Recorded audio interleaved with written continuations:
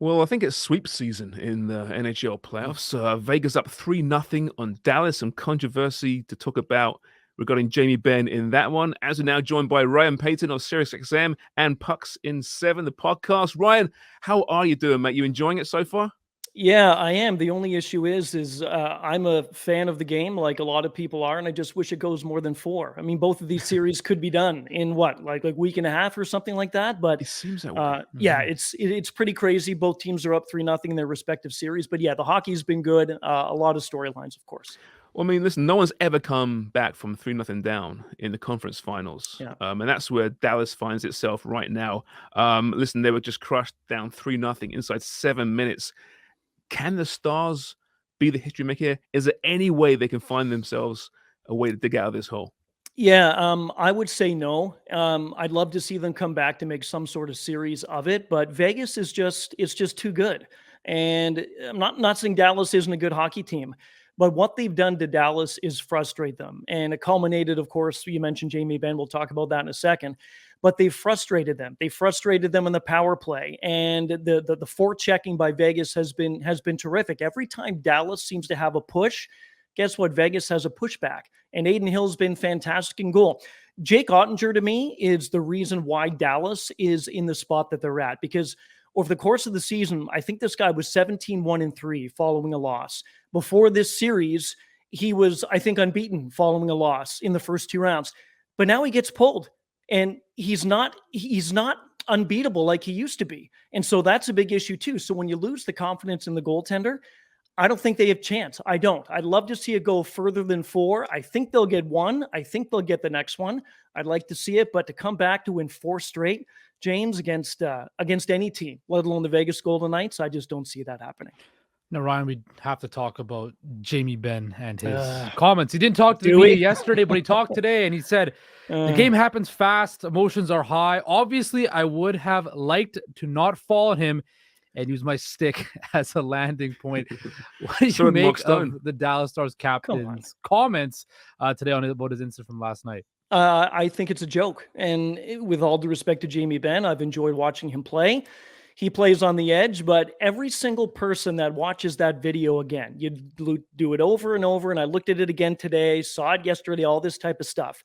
He does not accidentally fall on top of him. There is a point in time, about half a second, when he looks down and Jamie Benn is standing absolutely fine. And then all of a sudden he uses the arms and pushes downward.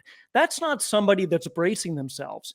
I've never done that. I've played hockey before, but if I was falling down, I wouldn't put my stick to and just use my hands like this. I would kind of, as he said, brace himself. Well, do a little bit leisurely then, pulling back a bit. But for him to say what he did, I mean, that's complete disrespect. It's disrespect to the game. It's disrespect to Mark Stone. And what if you were on the other end of that, Jamie? What if Mark Stone came out today and said exactly what you did, and he was the one that did that to you? I don't think you'd be too happy with it. He lost his cool. He wasn't happy about himself. But the fact that he said what he did today, guys, really irritates me, because for everybody that watches that play, it's pretty obvious to see what he did. And he did that on purpose. He knew exactly what he was doing.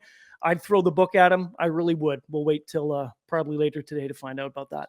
Do you think that he gets suspended for the remainder of this season and the series, and that carries on into next year? Like, what do you expect game wise? Would you give him?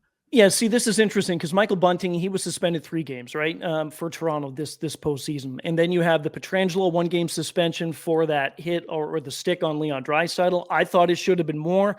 Everybody's saying, oh, it wasn't methodical, it wasn't planned. Well, yeah, it was. You simply don't hack with your stick high above your head to go to someone's hand if you're not trying to do it on purpose. I would give him the rest of this series, and I think what you do is this.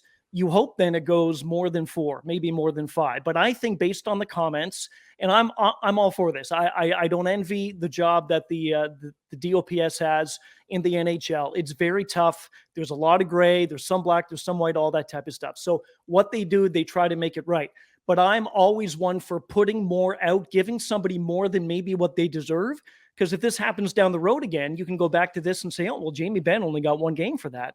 Okay, so then you have to give me 1 game for that. Well, no, that I don't think that that's right. There was intent, so I believe that he'll be gone for the rest of this series.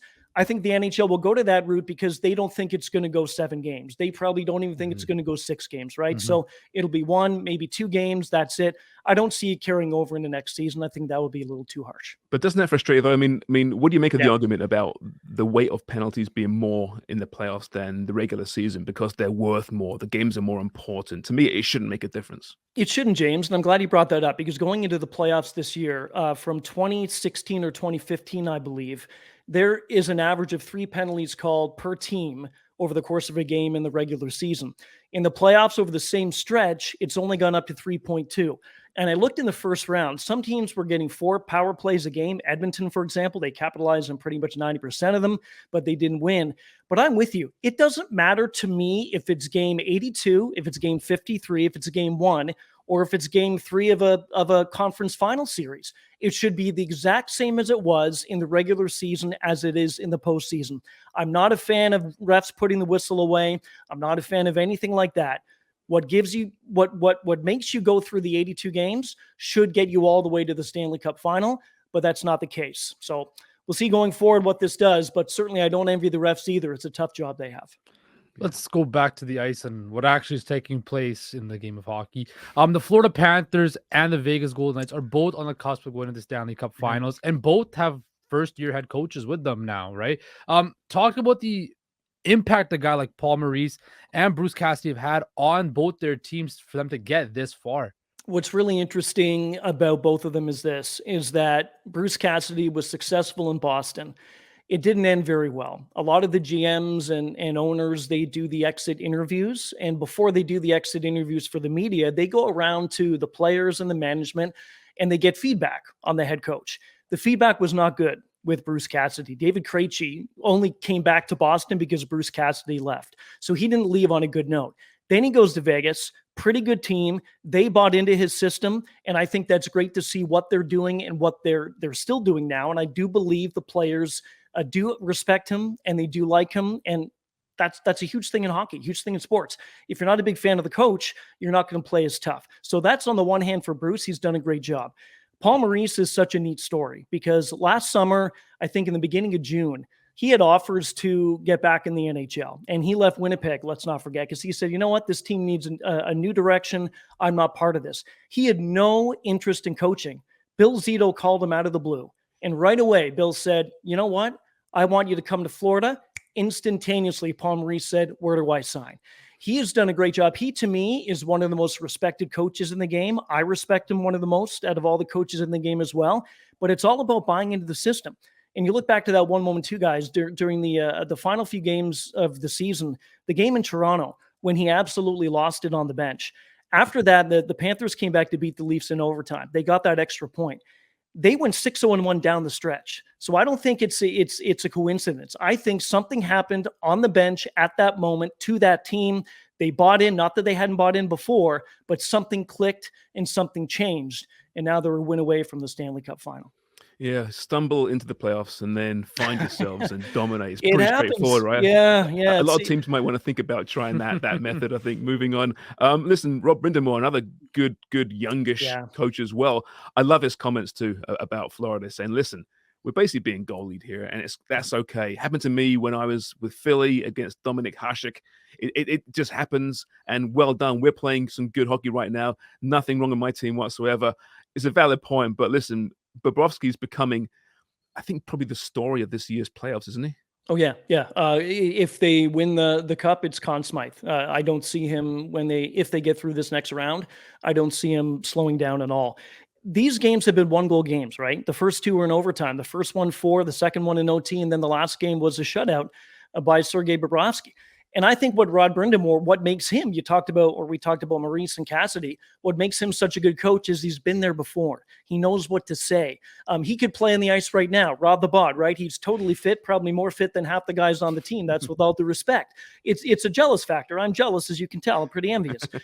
But the point is that he knows what to say. And hats off, at the end of the series, whatever happens, if it ends in 4-5, whatever happens if Carolina loses, and Bobrovsky still does what he's been doing already, you just got to tip your cap to him. You really do. And I do think if the series is over, the Carolina Hurricanes will say, look, we played decent. We didn't play that badly.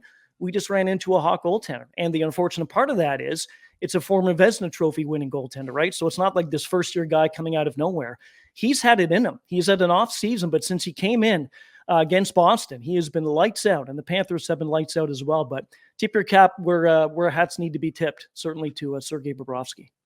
Craig Conroy was announced as the new general manager for the Calgary Flames. Had some interesting comments in his press conference yesterday, talking about how he wants guys who actually want to be in Calgary. Little subtle shots at Matthew Tkachuk and Johnny Gaudreau. How do you think Conroy can turn this Flames team around? That was a Western Conference power just a year before, and then kind of fell off this year. Yeah, it's been an odd season in Calgary. I thought and still think that Daryl Sutter was the issue. And I was adamant on the shows I do and the podcast that he should have been let go months before. I really did think there was some issue going on. And it all points to, for example, Brad Treliving. He decided to leave because from what I gather, he couldn't get along with Sutter, so he left on his own doing kind of thing, and now Daryl Sutter's been gone. But it's been a strange season. Yeah, when Johnny Gaudreau doesn't re-sign with the team, even though they offer you more money and you sign with Columbus, and then when Tkachuk ends up leaving, I thought what Treliving did to get some assets back was fantastic. But at the end of it all, I like Craig Conroy. I like the hire. I do. It's not like he's some 50, 60, 70-year-old guy who's been around the GM position for a very long time. He's been around the game a long time. I hope Jerome McGinley somehow gets lured to his time now in Calgary to get back with him, because those two are best of friends. To me, what they need to do is establish an identity. And I do think that whenever they get the new head coach, whoever that may be, that's the biggest key in this. You know, Elias Lindholm, of course, he's got the contract coming up. That's a big thing too. But I do think behind the bench, I think the team not gave up on Daryl Sutter, but they had enough of his act. And I think that was a big thing. So whatever Conroy wants to do, one of the first things he should do and get in is a new head coach. I think he'd make the world of difference. Ryan, 2 minutes left, and we haven't even mentioned the Leafs yet. What is happening here? I know, it's crazy. I'll ask you a question about Kyle Dubas, and it's kind of Leaf related, obviously. Is he going to end up in Pittsburgh, do you think? Is that what you're hearing at the moment? Yeah. It's and it's funny because not funny, not the right word, but it's interesting because at his press conference, when all the stuff kind of hit the fan, he said, "This is the only place I'd be. I wouldn't go anywhere else." So yeah, I'm thinking it's leaning more toward Pittsburgh. They've been active trying to talk to him, and they've been engaged in talks with him. Yeah. Well, we'll see. Hopefully, we'll get back on soon, and we'll have something to talk about with the Leafs. Because right now, it's a lot of conjecture and speculation, and that's pretty boring overall. But Ryan, thank you so much, mate. Really enjoyed this. Always a pleasure. We'll chat soon. Likewise. Sounds good.